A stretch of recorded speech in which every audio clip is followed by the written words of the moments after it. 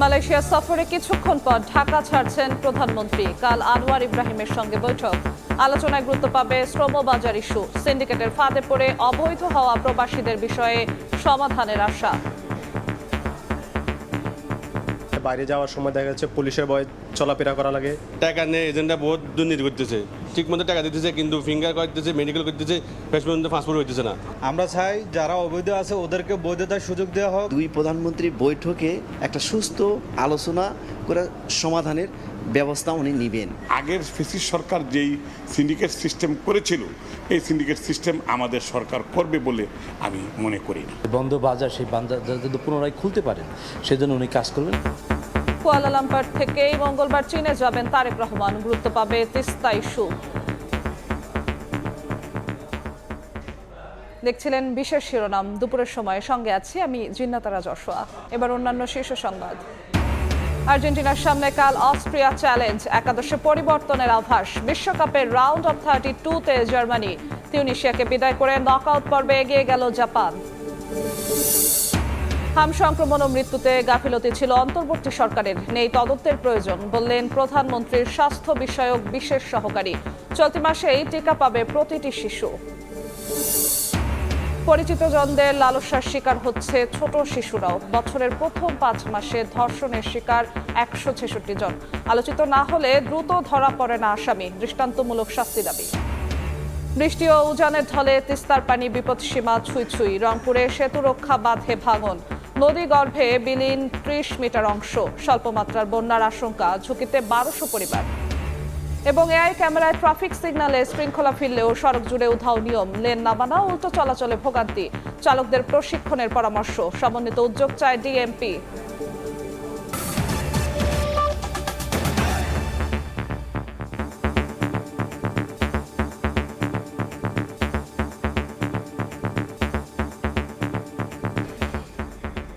Malaysia সফরে কিছুক্ষণ পর ঢাকা ছাড়ছেন প্রধানমন্ত্রী। সফরে মালয়েশিয়ার সঙ্গে দ্বিপাক্ষিক সহযোগিতা বৃদ্ধির পাশাপাশি গুরুত্ব পাবে শ্রমবাজার ইস্যু। সিন্ডিকেটের ফাঁদে পড়ে অবৈধ হওয়া প্রবাসীরাও তাদের সমস্যার সমাধানে আশায় বুক বেঁধেছেন। কুয়ালালামপুর থেকে মিজানুর রহমানের ক্যামেরায় আহমেদ সালেহিনের রিপোর্ট। প্রতিনিয়তই কপালে চিন্তার ভাঁজ। মালয়েশিয়ায় আতঙ্ক আর অনিশ্চয়তা নিয়ে প্রতিটি মুহূর্ত কাটছে মহিন, জুয়েল, শাকিলের মতো বহু প্রবাসী বাংলাদেশের। যে স্বপ্ন নিয়ে মালয়েশিয়ায় পাড়ি দিয়েছিলেন তারা, তা আজ দুঃস্বপ্ন। সিন্ডিকেটের মাধ্যমে পাড়ি দিয়ে কয়েক লাখ বাংলাদেশি অবৈধভাবে বসবাস করছেন মালয়েশিয়ায়। গ্রেফতার আতঙ্কে না পারছেন দেশে ফিরতে, না পারছেন সেখানে থাকতে। প্রবাসীদের প্রত্যেকের অভিযোগ একটি, সিন্ডিকেটের এজেন্সির কারণেই চরম দুর্ভোগ পোহাতে হচ্ছে তাদের। আমরা অনেক স্বপ্ন নিয়ে আসছিলাম, প্রবাস জীবনে যাব, অনেক ভালোভাবে চলবো, ফ্যামিলিটা ভালোভাবে চলবে, কিন্তু এখানে আসার পরে আমরা অবৈধ হতে হচ্ছে অনেকভাবে। যেমন অনেক সময় চিন্তা ভাবনা করে যে ভালোভাবে চলবো, ভালোভাবে থাকবো, কিন্তু তা হচ্ছে না। প্রতিদিন এখানে আসলে সবাই দেখা যাচ্ছে বাইরে যাওয়ার সময় দেখা যাচ্ছে পুলিশের ভয়ে চলাফেরা করা লাগে। আমরা টাকা খরচ করেছি মালয়েশিয়াতে, আমরা ফ্রিতে আসিনি। সেই জন্যে বাংলাদেশের সরকার, মাননীয় প্রধানমন্ত্রী তারেক রহমান সাহেব আসতেছে মালয়েশিয়া সরকার 2 দিনের আমন্ত্রণে।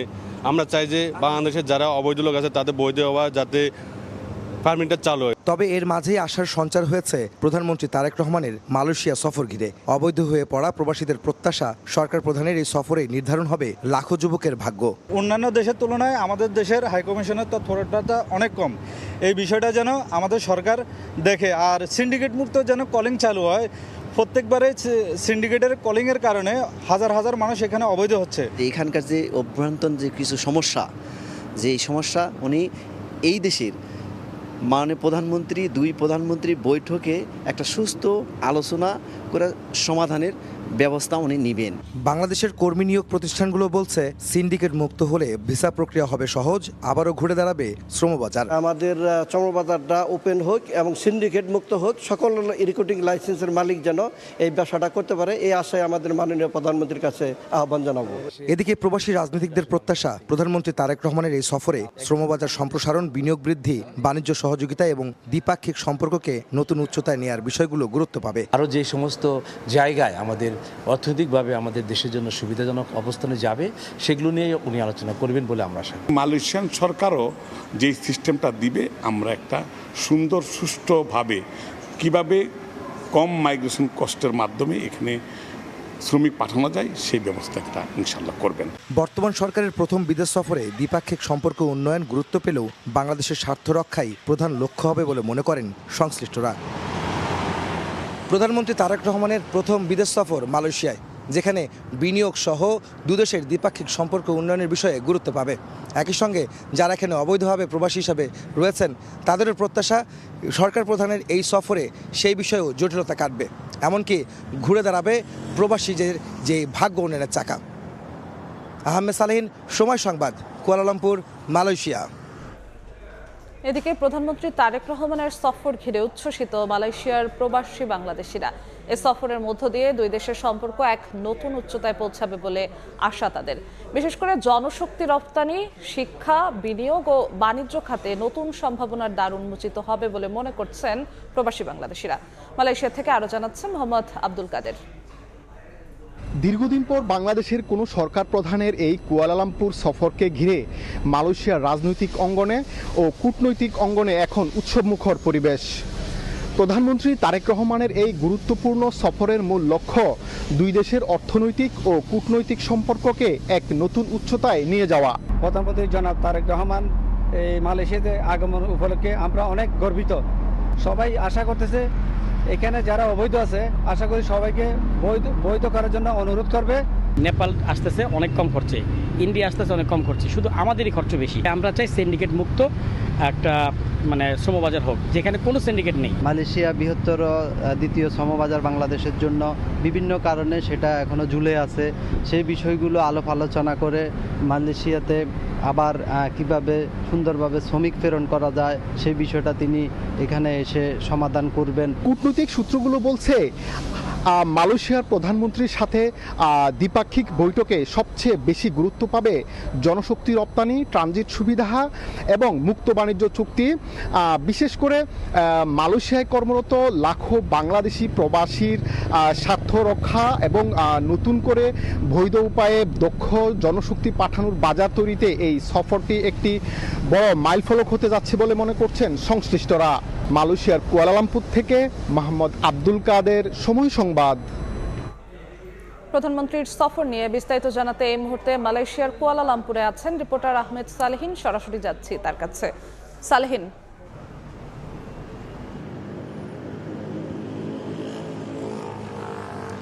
যে আপনি এতক্ষণ জেনেছেন যে প্রধানমন্ত্রী তারেক রহমান তার যে প্রথম বিদেশ সফর সেটি মালয়েশিয়া হতে যাচ্ছে এবং তিনি আজকে বাংলাদেশ সময় 2:45 বাংলাদেশ বিমানের একটি ফ্লাইটে তিনি মালয়েশিয়ার উদ্দেশ্যে রওনা দিবেন এবং কুয়ালালামপুরে আসবেন। এবং তার আগে আজকে যখন তিনি আসবেন তাকে বিমানবন্দরে লাল গালিচা সংবর্ধনা যে বিষয়টি রয়েছে মালয়েশিয়ার সরকারের পক্ষ থেকে সেটি দেওয়া হবে। এবং তারপরে তিনি কিন্তু যে কুয়ালালামপুরের সাংরাই যে হোটেল যেখানে তিনি উঠবেন তা সেখানকার উদ্দেশ্যে রওনা দেবেন এবং সেখানে তিনি আজকে রাত্রি যাপন করবেন। সেখানে আমরা যত জানতে পেরেছি তার সঙ্গে তার সহধর্মিণী ডক্টর জুবাইদুর রহমানের সঙ্গে থাকছেন। একই সঙ্গে সেই হোটেলে ওঠার পর সাংরাই হোটেলে তিনি যখন উঠবেন তখন আসলে মূলত এখানকার যে বাংলাদেশি কমিউনিটি আছে, অর্থাৎ বিশেষ করে বাংলাদেশে বিএনপি যারা রয়েছেন তাদের আয়োজনে একটি সুধী সমাবেশের আয়োজন করা হচ্ছে, যেখানে আসলে এখানকার প্রবাসী বাংলাদেশি যারা রয়েছেন ব্যবসায়ী সহ এখানকার যে বিভিন্ন ব্যবসায়ী প্রতিষ্ঠান যারা কর্মরত আছেন, একই সঙ্গে যারা রাজনীতি করছেন, চাকরি করছেন, সকলেই মিলে আসলে একটি আনন্দঘন পরিবেশে প্রধানমন্ত্রীকে অভ্যর্থনা জানাবেন সেই প্রক্রিয়া কিন্তু রয়েছে আমরা জানতে পেরেছি। এবং সেটি হয়তো অনেক রাত নাগাদ এই মালয়েশিয়ায় রাত 10টা সাড়ে 10টার দিকে হবে, যেটি বাংলাদেশ সময় প্রায় রাত 12টা সাড়ে 12টার দিকে সেটি হওয়ার কথা রয়েছে। এবং আপনারা জানেন যে আগামীকালকে পুত্রজয়া, যেটি একটি বাণিজ্যিক তাদের যে সরকারি যে রাজধানী রয়েছে সরকারের, সেই রাজধানীতে মূলত এখানে বেশ কয়েকটি বৈঠক হওয়ার কথা রয়েছে এখানকার যে সরকার প্রধান রয়েছেন আনোয়ার ইব্রাহিমের সঙ্গে। এছাড়াও রাজার সঙ্গে এখানকার রাজা যিনি রয়েছেন তার সাথে দেখা করবেন প্রধানমন্ত্রী তারেক রহমান। সেখানে দুটি দ্বিপাক্ষিক বৈঠক অনুষ্ঠিত হওয়ার কথা রয়েছে এবং একটি কনফারেন্সে তিনি যোগ দিবেন। একই সঙ্গে সাইডলাইনে দুটি এমওইউ হওয়ার কথা রয়েছে যেটি আমরা জানতে পেরেছি। এই সফরে কিন্তু মূলত যে বিনিয়োগ, দুই দেশের যে বিনিয়োগের ক্ষেত্রে কী ধরনের পদক্ষেপ নেওয়া যায় সেটি গুরুত্ব পাচ্ছে। অর্থাৎ বাংলাদেশে তো এই বর্তমান সরকার তো বারবার বলছিলেন যে দেশে আসলে বিদেশি বিনিয়োগ বাড়ানোর কথা, সেই বিনিয়োগ বাড়ানোর ক্ষেত্রে মালয়েশিয়া সরকারের কাছে তারা সহযোগিতা চাইবেন এবং বাংলাদেশের বিনিয়োগের ক্ষেত্রে তারা আহ্বান জানাবেন। একই সঙ্গে বাংলাদেশিরা কীভাবে এখানে বিনিয়োগ করতে পারে মালয়েশিয়া প্রবাসী, সেটিও কিন্তু এই আলোচনায় থাকবে। একই সঙ্গে দুই দেশের স্বার্থ সংশ্লিষ্ট কয়েকটি বিষয় কিন্তু রয়েছে। এছাড়া যে বিষয়গুলো রয়েছে, যে প্রবাসী, অবৈধ প্রবাসী যারা রয়েছেন, অর্থাৎ প্রবাসীদের স্বার্থ সংশ্লিষ্ট বেশ কয়েকটি বিষয় কিন্তু এই সফরে গুরুত্ব পাচ্ছে। বিশেষ করে বন্ধ শ্রমবাজার খুলে দেওয়ার বিষয়টি অবশ্যই অতি গুরুত্ব সহকারে দেখছেন এই বর্তমান সরকারের প্রধান তারেক রহমান। আর যারা এখানে আসলে বৈধ প্রক্রিয়া এসেছিলেন কিন্তু অবৈধ হয়েছেন, এরকম বেশ কয়েক লাখ মানুষ প্রবাসী কিন্তু এই দেশে রয়েছে, তাদের বিষয়েও তাদের ভাগ্য নিয়ে আসলে নির্ধারিত হতে যাবে হয়তো তারা প্রত্যাশা করছেন এই সরকারের, বর্তমান সরকারের এই মালয়েশিয়া সফরে। এবং তিনি এরপরে এখান থেকে আগামীকালকে বেইজিংয়ের উদ্দেশ্যে রওনা দেবেন চীনে তিনি যাবেন। সেখানে 3 দিনের রাষ্ট্রীয় সফর রয়েছে, যেখানে অনেক বেশ কয়েকটি বিষয়ে তার কর্মসূচি রয়েছে, সেগুলি কিন্তু সেখানে অনুষ্ঠিত হবে এবং দুই দেশের সরকারের সাথে দ্বিপাক্ষিক সম্পর্কের বিষয় থাকছে। অর্থাৎ তিনি দুটি দেশে সফর করছেন, বাংলাদেশের প্রধানমন্ত্রী তারেক রহমান, মালয়েশিয়া এবং চীনে, সেটি কিন্তু আজকে এবং কালকে সহ মোট 5 দিনের। তো এই ছিল আমার কাছে মালয়েশিয়ার কুয়ালালামপুর থেকে প্রধানমন্ত্রী তারেক রহমান যে আজকে যে তিনি সফর করতে আসছেন এই মালয়েশিয়ায়, প্রথম সফর, তার সব শেষ খবর। মালয়েশিয়া থেকে সরাসরি যুক্ত হয়েছিলেন সহকর্মী আহমেদ সালহিন। এবার ফিফা বিশ্বকাপের খবর।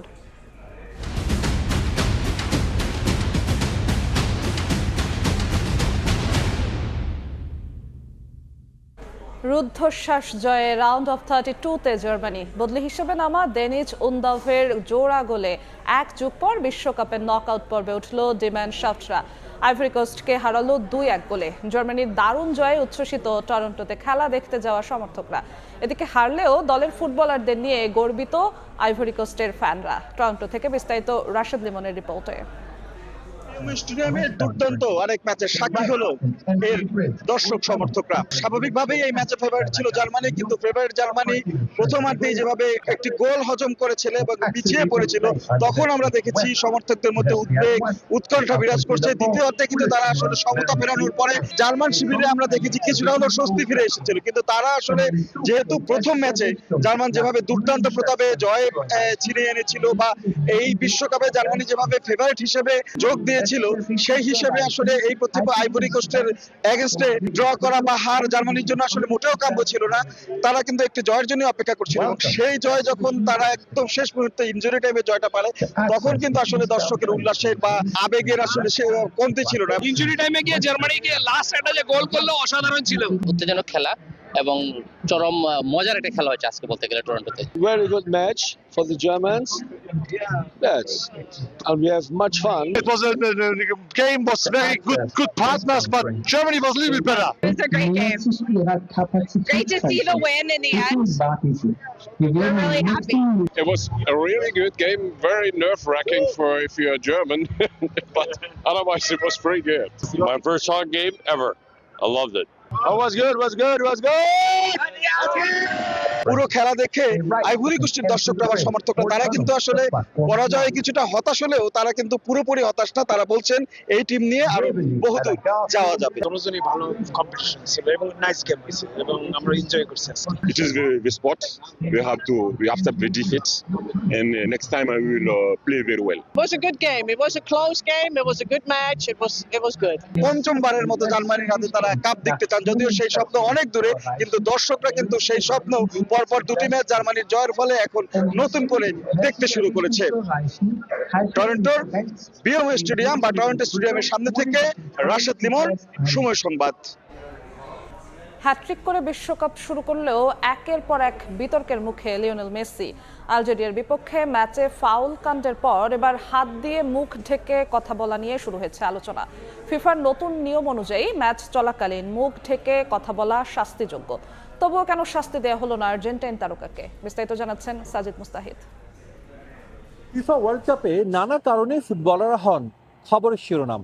ঠিক যেমনটা আমরা দেখেছিলাম প্যারাগুয়ে তুরস্ক ম্যাচে। সে ম্যাচটিতে প্যারাগুয়ের উইঙ্গার মিগুয়েল আলমিরন লাল কার্ড দেখে মাঠ ছাড়েন। তবে তার কারণটা অনেকেই হয়তোবা চমকে দিয়েছে। ম্যাচ চলাকালীন তিনি মুখ ঢেকে প্রতিপক্ষ এক খেলোয়াড়ের সঙ্গে কথা বলেছিলেন।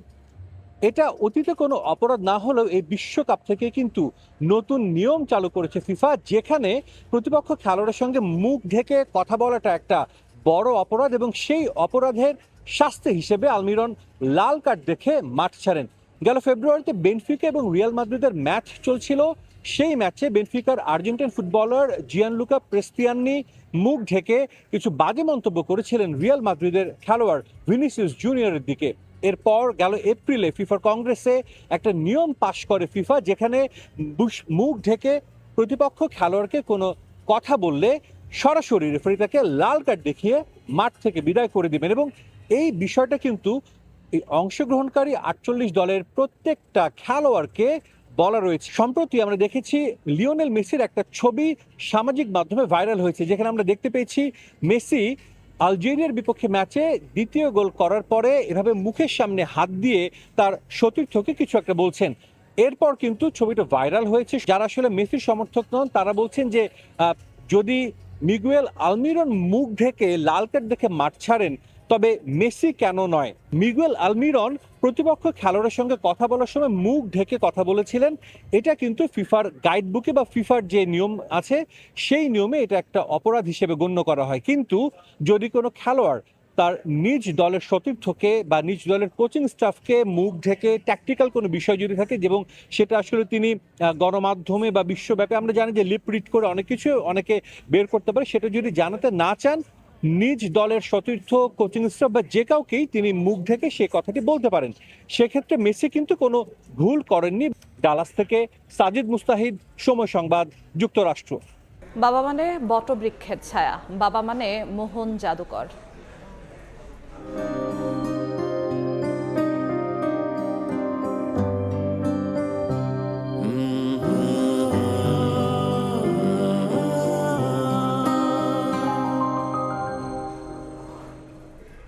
বিশ্ব বাবা দিবস নিয়ে প্রতিবেদন থাকছে সংবাদের শেষাংশে।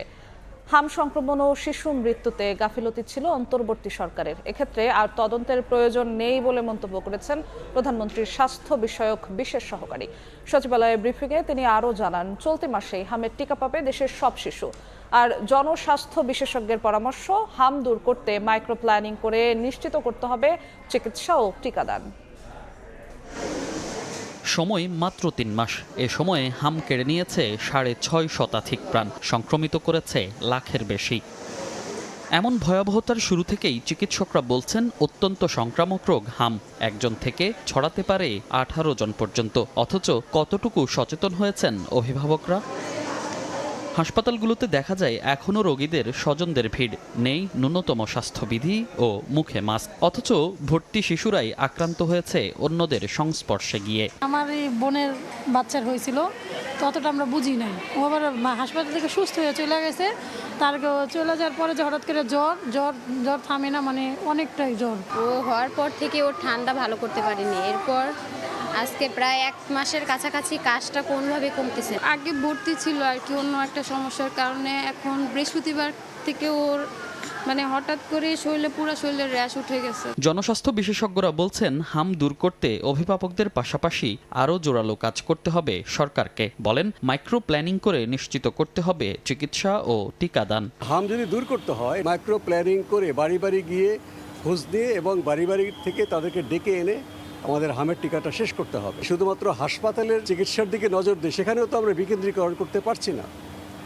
কিছুটা বিকেন্দ্রীকরণ হয়েছে, কিন্তু যেভাবে বিকেন্দ্রীকরণ করলে উপচে পড়া ভিড় থাকবে না আইসিইউর উপরে, সে কাজটি কিন্তু এখনো করা হয়নি। এদিকে প্রধানমন্ত্রীর স্বাস্থ্য বিষয়ক বিশেষ সহকারী জানান, সরকারের পরিকল্পনা অনুসারে চলতি মাসের শেষেই হামের টিকা পাবে দেশের প্রতিটি শিশু। সচিবালয়ে এক ব্রিফিংয়ে তিনি বলেন, হাম সংক্রমণে শিশুর মৃত্যুর বিষয়ে তদন্তের প্রয়োজন নেই, এতে গাফিলতি ছিল অন্তর্বর্তী সরকারের। যারা হামে আক্রান্ত হয়েছে যেসব বাচ্চারা, দেখা গেছে এই সব বাচ্চাগুলো জন্মগ্রহণ করেছে ওই সময়টায় 2023-24 ওই সময় তাদের জন্ম, যারা কখনোই হামের টিকা পায়। এই মাসের শেষেই রেগুলার রাউন্ড শুরু হওয়ার কথা, তখন আপনার অন্য বাচ্চারাও, আমার মানে 10 বছর বয়স পর্যন্ত বাচ্চারা হামের টিকা পাবে। এছাড়া এ সময় স্বাস্থ্য খাতে সরকারের বিভিন্ন পরিকল্পনার কথা তুলে ধরেন ডক্টর জিয়াউদ্দিন হায়দার।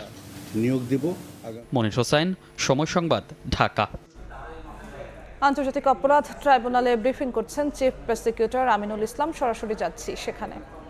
ঘটনা আপনারা জানেন, আজকের এই সাক্ষী থেকে আমাদের ইলিয়াস আলীকে অপহরণ এবং তাকে যে অন্তর্ধান করবার যে বর্ণনা, সেটাও এই সাক্ষীর মুখ থেকে আংশিক বেরিয়ে এসছে। তিনি পরিষ্কার করে বলেছেন যে তিনি 23 তারিখ পর্যন্ত মানে এপ্রিল মাসের 2012 সালের 23 ফেব্রুয়ারি পর্যন্ত তিনি ছুটিতে ছিলেন।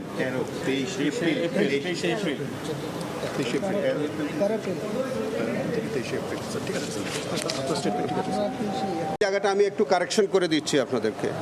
সেটা হচ্ছে যে তিনি বলেছেন যে একবার জিয়াউল হাসানের নেতৃত্বে তিনি মহাখালী ব্রিজের কাছে যান, সেখানে তিনি কথোপকথন করেন। তারেক সিদ্দিকীর সাথে কথোপকথনের এক পর্যায়ে তিনি বলেছিলেন যে আপনাদের কথা মতো ইলিয়াস আলীকে গল্ফ করেছি, আপনাদের কথা মতো গল্ফ করেছি, এখন এর বেশি আমি আর কি করব? আপনারা যদি এরকম করে আমাকে চাপ দেন তাহলে আমাকে বরঞ্চ পোস্টিং দিয়ে জঙ্গলে পাঠিয়ে দেন। তারপরে আজকে সাক্ষী বলেছে তিনি এই ঘটনার পরে তিনি ছুটিতে যান। ছুটি থেকে আসার পরে তিনি যখন র্যাব হেডকোয়ার্টারে জয়েন করেন তখন দেখলেন যে র্যাব হেডকোয়ার্টারের অবস্থা থমথমে।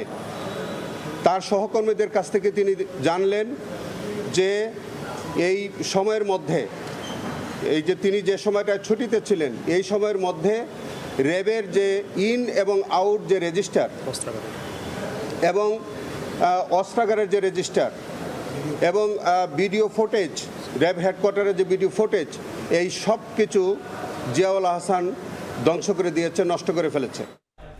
আন্তর্জাতিক অপরাধ ট্রাইব্যুনালে ব্রিফিং করছেন চিফ প্রসিকিউটর আমিনুল ইসলাম। আমরা সরাসরি যুক্ত ছিলাম সেখানে। ব্রিফিং এর বাকি অংশ দেখতে ভিজিট করুন সময় টিভির ফেসবুক পেজে। দুপুরের সময় আরও থাকছে। 8 দিন ধরে কুড়িগ্রামের 2 সীমান্তে অবস্থান করছে বিএসএফ এর পশ্চিম চেষ্টার শিকার 5 যুবক। রুখে দিতে সতর্ক অবস্থানে বিজিবি ও গ্রামবাসী।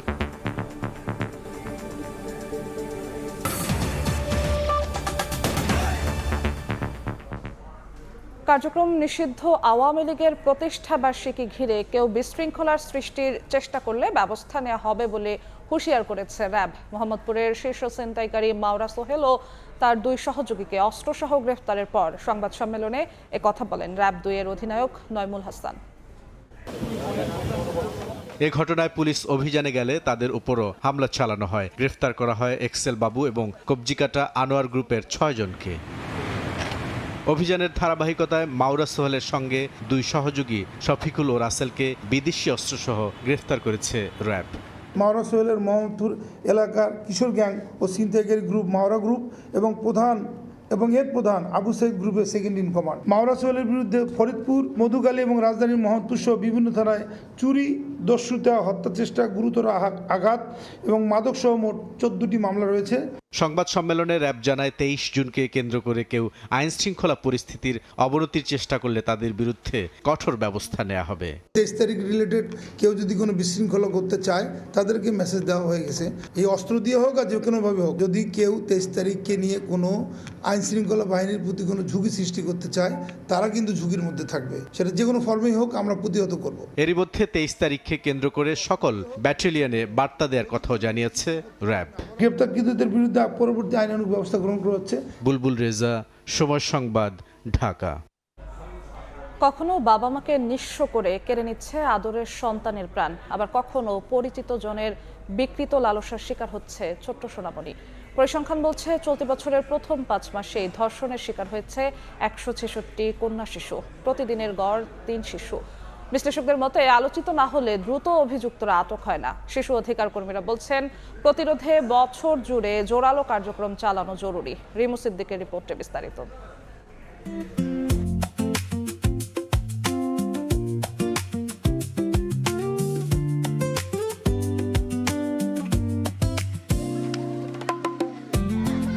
খেলায় মগ্ন ছোট্ট শৈশব, এমন দৃশ্যই তো হওয়ার কথা ছিল নিরাপদ ও নিশ্চিন্তে বেড়ে ওঠার প্রতীক, কিন্তু বাস্তবতা বলছে ভিন্ন কথা।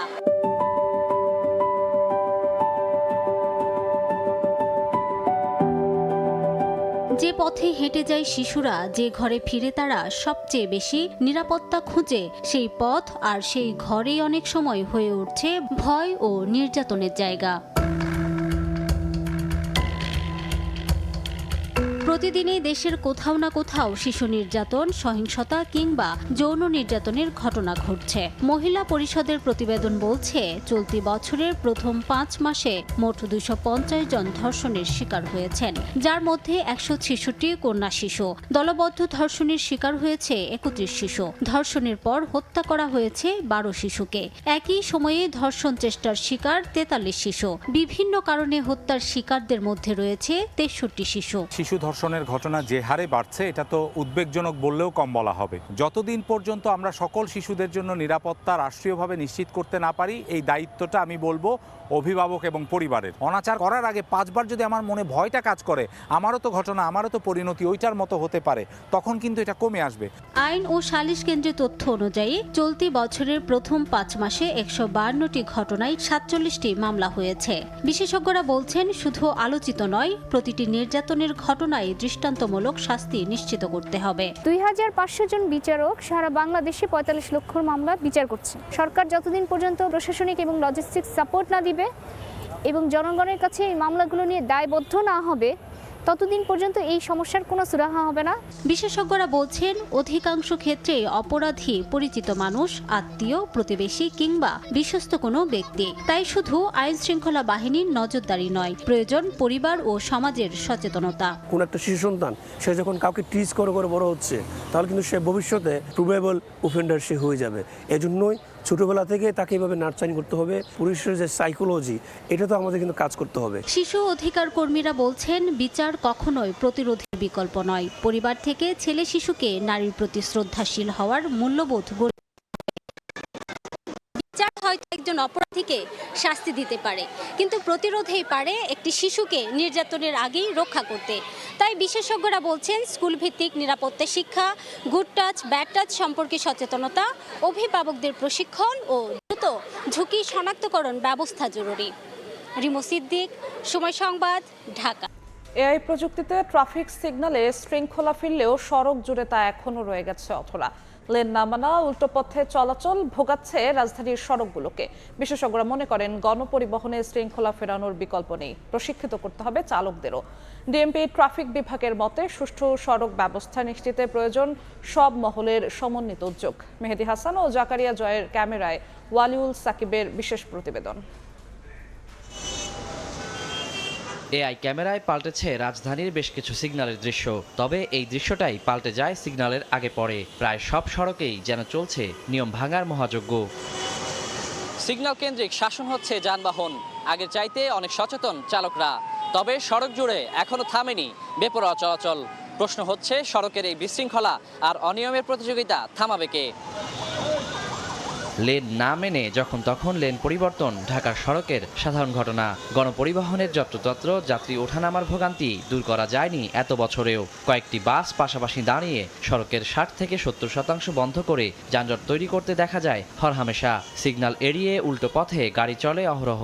এআই বেসড ক্যামেরাগুলোকে ছড়িয়ে দিতে হবে, যেন পুরো সড়ক ব্যবস্থাটাই মনিটরিংয়ের আওতায় থাকে। সাধারণ জনগণ সচেতন হবে, ড্রাইভার সচেতন হবে, প্রশাসন সচেতন হবে, ঘুষ বাণিজ্য থাকবে না, তাহলে সড়কের শৃঙ্খলা ফিরে আসবে। বিশেষজ্ঞরা বলছেন, গণপরিবহনকে সুশৃঙ্খল করতে পারলে সড়কে শৃঙ্খলা ফেরানো সহজ হবে। পাশাপাশি চালকদের দক্ষ প্রশিক্ষণের কোনো বিকল্প নেই। এই চালকরা সড়কের কোনো ব্যাকরণ জানে না, তো সেক্ষেত্রে তো বিশৃঙ্খলা তৈরি হবে, এবং এই বিশৃঙ্খলার পিছনে বিআরটিএ অনেকাংশে দায়ী এবং মালিকরাও অনেকটা দায়ী। কেননা তারা যেভাবে ট্রিপ বেসিসে গণপরিবহন ছেড়ে দিচ্ছে, সে সড়কে নেমে বেপরোয়া হবে, এটা অস্বাভাবিক কিছু না। বিআরটির যে পদ্ধতিগুলি আছে, যেভাবে ফিটনেস দিচ্ছে, যেভাবে লাইসেন্স দিচ্ছে, এখানে বড় একটা সংস্কার দরকার। এই সংস্কার ছাড়া সড়কে ডিসিপ্লিন আসবে না। ডিএমপি ট্রাফিক বিভাগ বলছে, জনগণ সচেতন না হলে কেবল আইন প্রয়োগ আর শাস্তিতে কাজ হবে না। লেন মেনে গাড়ি চালাতে হয়, অথবা এক একটা লেন কিন্তু দেখবেন সড়কের যে চিহ্নগুলো আছে, প্রত্যেকটা চিহ্ন কিন্তু চিহ্নের তার নিজস্ব একটা ভাষা আছে। সারা বিশ্ব যেভাবে সড়কের রোড সাইন চিনে সড়ক বুঝে গাড়ি চালায়, সেভাবে কিন্তু আপনাকে শিখতে হবে। সারা বিশ্বে কিন্তু ড্রাইভিং লাইসেন্স একটু কঠিন জিনিস, আপনাকে এত সহজে ড্রাইভিং লাইসেন্স পাওয়া যায় না। তো আমার কাছে মনে হয় যে সংশ্লিষ্ট অথরিটি যারা আছে তারা নিশ্চয়ই ভাববেন এটাকে আরও বেশি দায়িত্বশীলতার সঙ্গে, আরও বেশি পেশাদারিত্বের সঙ্গে দেওয়া যায় কিনা। বিশেষজ্ঞরা বলছেন, যানবাহনের শৃঙ্খলা ফেরাতে সড়ক ব্যবস্থাপনায় আনতে হবে গুণগত পরিবর্তন। ওয়ালিউল সাকিব, সময় সংবাদ, ঢাকা। নতুন বোয়িং উড়োজাহাজ বিমানের বহরে যুক্ত হতে অন্তত 5 বছর সময় লাগবে বলে জানিয়েছেন বেসামরিক বিমান পরিবহন ও পর্যটন মন্ত্রী আফরোজা খানম রিতা।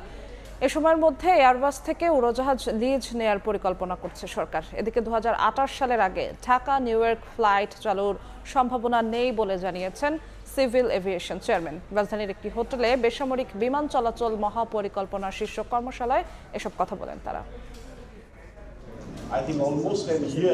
দেশের বিমান চলাচল খাতকে আধুনিক ও ভবিষ্যৎমুখী করতে দীর্ঘমেয়াদী পরিকল্পনা হাতে নিয়েছে বেবিচক। রাজধানীর হোটেল ইন্টারকন্টিনেন্টালে আয়োজিত civil aviation master planning overview শীর্ষক কর্মশালায় এই পরিকল্পনার বিভিন্ন দিক তুলে ধরা হয়।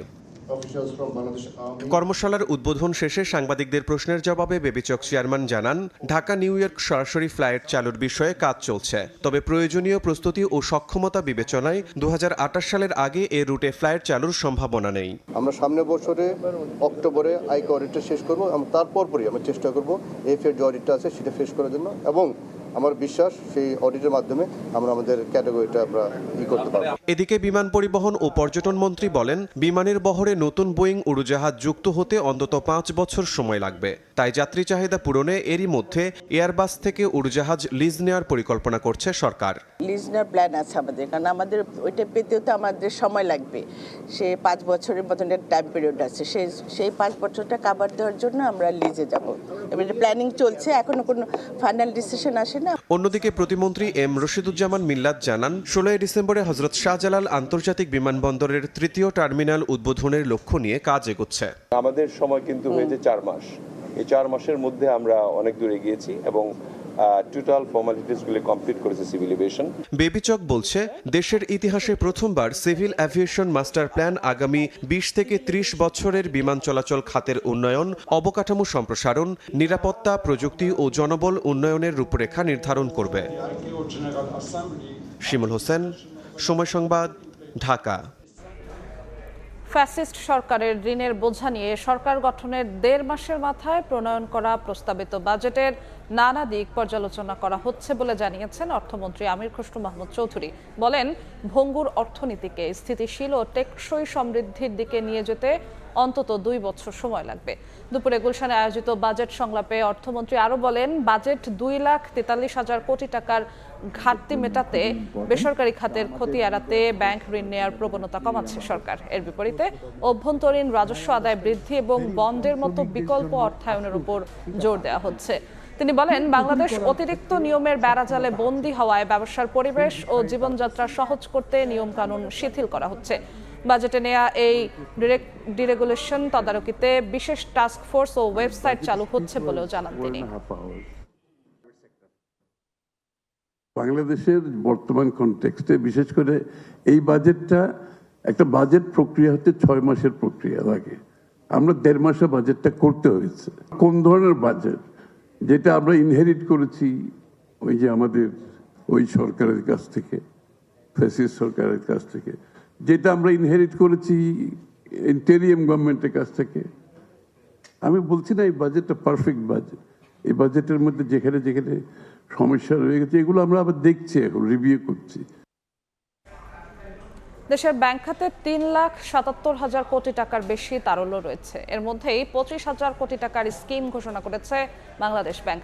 তবে বিদ্যুৎ ও জ্বালানি সরবরাহ নিশ্চয়তা না হলে বেসরকারি খাত ঋণ নিতে আগ্রহী হবে না, এমন তথ্য দিচ্ছে নিয়ন্ত্রণ সংস্থাটি।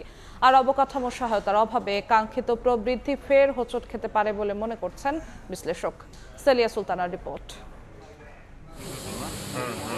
বাংলাদেশের প্রেক্ষাপটে বিনিয়োগ ও অর্থনৈতিক প্রবৃদ্ধি, শিল্পায়ন ও কর্মসংস্থান সৃষ্টি, এসএমইর বিকাশ, রপ্তানি ও বৈদেশিক মুদ্রা আয় ও ভোগ ব্যয়ের সক্ষমতা বেসরকারি খাতের প্রবৃদ্ধি নির্ভর। বেসরকারি খাতে ঋণ প্রবৃদ্ধির হার পর্যালোচনায় দেখা যায় 2018-19 অর্থ বছরে গড়ে 11.32% ছিল। কোভিডের পর 2 বছর তা কমে আসলেও অর্থনৈতিক পুনরুদ্ধারের সহযোগিতায় 2021 সালে ঋণ প্রবৃদ্ধি সর্বোচ্চ 13.25% পৌঁছায়। অর্থনীতিতে গতি ফেরাতে 25,000 কোটি টাকার স্কিম ঘোষণা করেছে বাংলাদেশ ব্যাংক। এই মুহূর্তে 3,77,000 কোটি টাকার তারল্য রয়েছে ব্যাংক খাতে। তবে জ্বালানি নিশ্চয়তা না পেলে ব্যবসায়ীরা বিনিয়োগে আগ্রহ হারাবেন। তাদের ঋণ নেওয়াটা কিছু অনুৎসাহিত হচ্ছে। গুরুত্বপূর্ণ হচ্ছে ইনফ্রাস্ট্রাকচার, অর্থাৎ এখানে গ্যাস এবং বিদ্যুতের যে বিষয় আছে। আরেকটা হচ্ছে এনার্জি প্রাইসটা বেড়েছে। তাহলে সব মিলিয়ে আসলে প্রাইভেট সেক্টর এনকারেজড হচ্ছে না। অবকাঠামো ও জ্বালানি সরবরাহ নিশ্চিত না হলে কাঙ্ক্ষিত প্রবৃদ্ধি ও কর্মসংস্থান সৃষ্টির লক্ষ্য বাধাগ্রস্ত হবে বলে শঙ্কা অর্থনীতিবিদদেরও। ফান্ডিং কনস্ট্রেন্ট যেগুলো আছে অর্থনীতিতে, বিদ্যুৎ, জ্বালানি, গ্যাস, এইটাকে নিরসন না করলে কিন্তু তাদেরকে আমরা যদি দেই, অনেক সময় দেখা যাবে দুটো জিনিস হতে পারে। এক হলো যে তাদের অনাগ্রহ থাকতে পারে, আর আরেকটা যেটা হতে পারে যে হয়তো নিলেন কিন্তু আবার এই ঋণটা তো এটা তো ঋণ, এটা খেলাপি ঋণে আবার পরিণত হয়ে যাওয়ার আশঙ্কা থাকে। এদিকে অর্থ মন্ত্রণালয় ও জ্বালানি মন্ত্রণালয়ের সূত্রে জানা যায়, বিগত 17 বছরে জ্বালানি খাত থেকে গেছে আমদানি নির্ভর। তবে হরমুজ প্রণালী বন্ধ থাকলেও বিকল্প পথে জ্বালানি আমদানির প্রক্রিয়া চলছে। এছাড়া স্বনির্ভরতা বাড়াতে বাপেক্সকে শক্তিশালী করা ও দেশের অভ্যন্তরে জ্বালানির উৎস খোঁজায় বিদেশি সহযোগিতা খুঁজছে সরকার। সেলিয়া সুলতানা, সময় সংবাদ, ঢাকা। দুপুরের সময় আরো থাকছে। সুইজারল্যান্ডে তেহরান ওয়াশিংটন বৈঠক আজ। জেনেভায় পৌঁছেছেন মার্কিন ভাইস প্রেসিডেন্ট জেডি ভ্যান্স। যুদ্ধবিরতি শর্ত ভেঙে লেবাননে ইসরায়েলি হামলায় নিহত 16।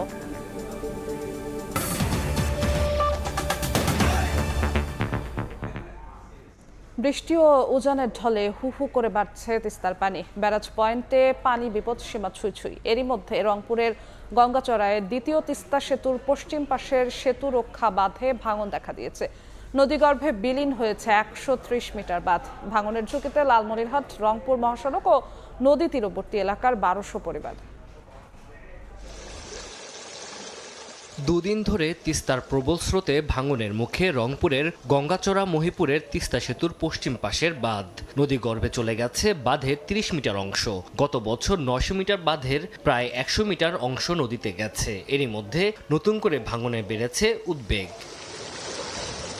তিস্তা সেতুর বাঁধ এলাকার পাশাপাশি ভাঙনের ঝুঁকিতে লালমনিরহাট রংপুর মহাসড়ক ও নদী তীরবর্তী এলাকার 1200 পরিবার। স্থানীয়দের অভিযোগ, ভারত পানি ছাড়ার কারণে প্রতি বছর নদী ভাঙন সহ বন্যার শিকার হতে হয় তিস্তা পাড়ের মানুষকে।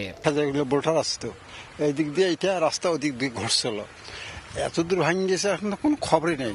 2 বছর থেকে এই বাঁধটি যে বিলীন হয়ে যাচ্ছে, কর্তৃপক্ষ যথাযথ এখনো কোনো পদক্ষেপ নিচ্ছে না। আমাদের পার্শ্ববর্তী দেশ ভারত যদি আমাদের পানি ছেড়ে দেয়, তাহলে আমরা আমাদের অনেক সবকিছু ভেসে যায়। এরই মধ্যে অবশ্য নদীর পানি কমলে বাঁধের ভাঙন রোধে দ্রুত ব্যবস্থা নেওয়ার আশ্বাস এসেছে এলজিইডির পক্ষ থেকে।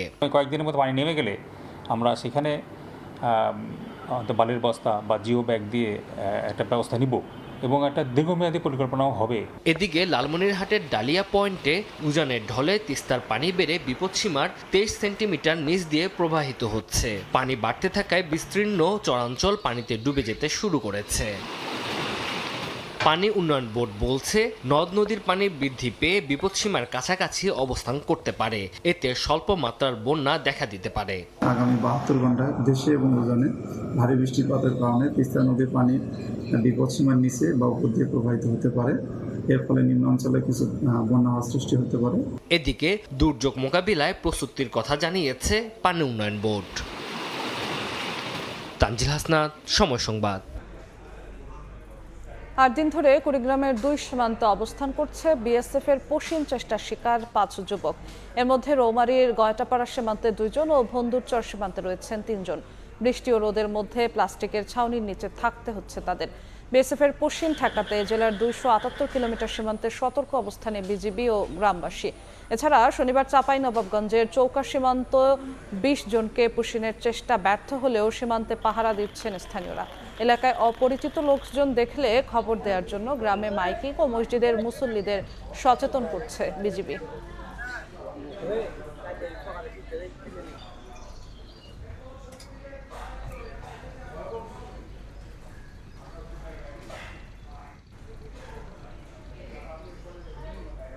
পশ্চিমবঙ্গকে অবৈধ অনুপ্রবেশকারীদের আড্ডায় পরিণত করেছিল তৃণমূল কংগ্রেস ও বাম দল। পশ্চিমবঙ্গে এক ভাষণে কথা বলেন ভারতের প্রধানমন্ত্রী নরেন্দ্র মোদী। বাংলাদেশ ভারত সীমান্তে কাঁটাতারের বেড়া নির্মাণের কাজ দ্রুত গতিতে এগোচ্ছে বলেও জানান তিনি। सीमा पर फेंसिंग के लिए पिछली सरकारों ने जमीन ट्रांसफर का जो काम दशकों से रोक रखा था, नई सरकार बनते ही वो काम भी पूरा करने का काम शुरू हुआ है। 1946 में कोलकाता में हुई हिंसा, नोआखली के दंगे, कितने निर्दोष बंगाली मानुष उसकी भेंट चढ़ गए। সুইজারল্যান্ডের জেনেভায় ইরান যুক্তরাষ্ট্রের পরবর্তী ধাপের আলোচনা আজ। এরই মধ্যে সেখানে পৌঁছেছেন মার্কিন ভাইস প্রেসিডেন্ট জেডি ভ্যান্স ও ইরানের পররাষ্ট্রমন্ত্রী আরাকচি। এদিকে যুদ্ধবিরতির শর্ত ভেঙে লেবাননে ইসরায়েলি হামলায় অন্তত 16 জন নিহত হয়েছেন। ইরান যুক্তরাষ্ট্র শান্তি চুক্তির প্রথম শর্ত ভেঙে লেবাননে একের পর এক বিমান হামলা চালিয়ে যাচ্ছে ইসরায়েল। স্থানীয় সময় শনিবার নাপাতিয়ে, সায়দা, টায়ের ও বেকা অঞ্চলে একাধিক বিমান হামলায় বেশ কয়েকজন হতাহত হয়েছেন। ইসরায়েলের পররাষ্ট্র মন্ত্রণালয়ের দাবি, হিজবুল্লাহ নিয়মিতভাবে যুদ্ধবিরতি ভঙ্গ করছে এবং লেবাননের দক্ষিণাঞ্চলে দায়িত্বরত সেনাদের লক্ষ্য করে 50টির বেশি ক্ষেপণাস্ত্র ছুড়েছে। তবে সশস্ত্র গোষ্ঠীটির অভিযোগ, শুক্রবার ভোর থেকেই ইসরায়েল 300 বারের বেশি যুদ্ধবিরতি লঙ্ঘন করেছে। এর মধ্যে স্থানীয় সময় রোববার সুইজারল্যান্ডে অনুষ্ঠিত হতে যাচ্ছে ইরান যুক্তরাষ্ট্রের পরবর্তী ধাপের আলোচনা। পাকিস্তানের প্রধানমন্ত্রী শাহবাজ শরীফ ও সেনাপ্রধান আসিম মনির মধ্যস্থতাকারী হিসেবে সেখানে যোগ দেবেন বলে জানা গেছে। শনিবার পাকিস্তানের স্বরাষ্ট্রমন্ত্রী মোহসিন নাকভি ইরানের পররাষ্ট্রমন্ত্রী আব্বাস আরাকচির সঙ্গে বৈঠক করেছেন। হরমুজ প্রণালী নিয়েও তৈরি হয়েছে বিভ্রান্তিকর পরিস্থিতি। ইসলামী বিপ্লবী গার্ড বাহিনী দাবি করেছে, লেবাননে ইসরায়েলি হামলা ও যুক্তরাষ্ট্রের প্রতিশ্রুতি ভঙ্গের কারণে প্রণালীটি বন্ধ রয়েছে। তবে মার্কিন সেন্টকপ জানিয়েছে, আন্তর্জাতিক জলপথে নৌ চলাচল স্বাভাবিক আছে। তাদের তথ্য অনুযায়ী শনিবার 55টি বাণিজ্যিক জাহাজ প্রণালী অতিক্রম করেছে এবং 1,70,00,000 ব্যারেলের বেশি তেল বিশ্ববাজারে পরিবহন হয়েছে। মালিহা সুহরওয়ার্দী, সময় সংবাদ। বাবা দিবসের খবর। বাবা মানে নিরাপদ আশ্রয়, বাবা মানেই নির্ভরতা, বাবা মানে বটবৃক্ষের ছায়া। মায়ের মতো মমতার বহিঃপ্রকাশ করতে জানেন না ঠিকই, তবে ভালোবাসেন অনেক। তারা উপরে কঠোর, ভেতরে ঠিক শিশুর মতো। বিশ্ব বাবা দিবসে বাবাকে নিয়ে বলেছেন উম্মে হানি। ক্যামেরায় ছিলেন অনুপ দত্ত।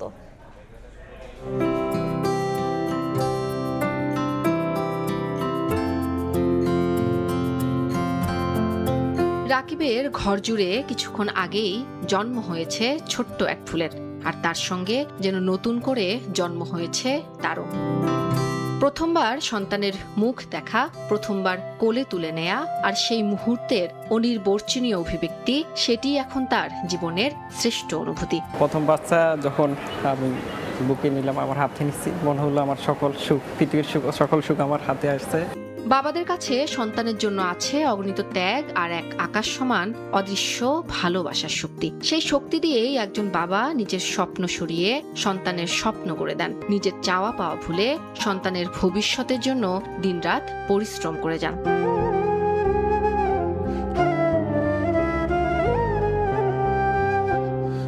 একসময় ছোট্ট আঙ্গুল বাবার হাত ছাড়ে, সন্তানেরা বড় হয়, নিজেদের জীবনে পা বাড়ায়। কিন্তু বাবাদের কাছে সময় থেমে থাকে কোনো পুরনো অ্যালবামের পাতায়। যেমন গোলাম মাওলার কথাই ধরুন, সন্তানেরা বড় হয়েছে, সংসার গড়েছে, তবুও তার কাছে যেন সবকিছু ঘটেছে এই তো সেদিন। আমি কিছুটা হলেও একাকিত্ব ফিল করতেছি আর কি, তো বাধ্য হয়ে মাঝে মাঝে এই ছবিগুলো বাড়ি দেখি আমি। সন্তানও হয়তো হাজার কাজের ভিড়ে খানিক অবসরে স্মরণ করে বাবাকে। এ যেন বাবার সাথে সন্তানের অলেখা এক চুক্তি। কোনো বর্ণনায়, কোনো ব্যাখ্যায় তাকে তুলে আনা কি সম্ভব? বাবা যতদিন আছে ততদিন মনে হয় আমি একটা বট ছায়ার নিচে আছি, আমার কোনো ধরনের কোনো অসুবিধা হবে না। তার যে ভালোবাসা বা তার যে ত্যাগের যেই মহিমাটা, সেটা আমি এখন টের পাচ্ছি যখন আসলে আমার নিজের বাবুরা হলো। সংসারের হাজারো চাপ, আর্থিক সংকট, ব্যক্তিগত কষ্ট, কত কিছুই তো নিজের ভিতরে লুকিয়ে রাখেন বাবারা, শুধু সন্তানের মুখে হাসি ফোটানোর জন্য। একজন বাবা জন্ম নেন সন্তানের প্রথম কান্নার সঙ্গে, আর বাকিটা জীবন বাঁচেন সন্তানের হাসিতে। উম্মে হানি, সময় সংবাদ, ঢাকা। এ পর্যায়ে শীর্ষ সংবাদগুলো জানিয়ে দিচ্ছি আরেকবার। মালয়েশিয়া সফরে কিছুক্ষণ পর ঢাকা ছাড়ছেন প্রধানমন্ত্রী। কাল আনোয়ার ইব্রাহিমের সঙ্গে বৈঠক। সিন্ডিকেটের ফাঁদে পড়ে অবৈধ হওয়া প্রবাসীদের বিষয়ে সমাধানের আশা। হাম সংক্রমণ ও মৃত্যুতে গাফিলতি ছিল অন্তর্বর্তী সরকারের, নেই তদন্তের প্রয়োজন বললেন প্রধানমন্ত্রীর স্বাস্থ্য বিষয়ক বিশেষ সহকারী। চলতি মাসেই টিকা পাবে সব শিশু। এবং আর্জেন্টিনার সামনে কাল অস্ট্রিয়া চ্যালেঞ্জ, একাদশে পরিবর্তনের আভাস। রাউন্ড অফ 32-তে জার্মানি তিউনিশিয়াকে বিদায় করে নক আউট পর্বে এগিয়ে গেল জাপান।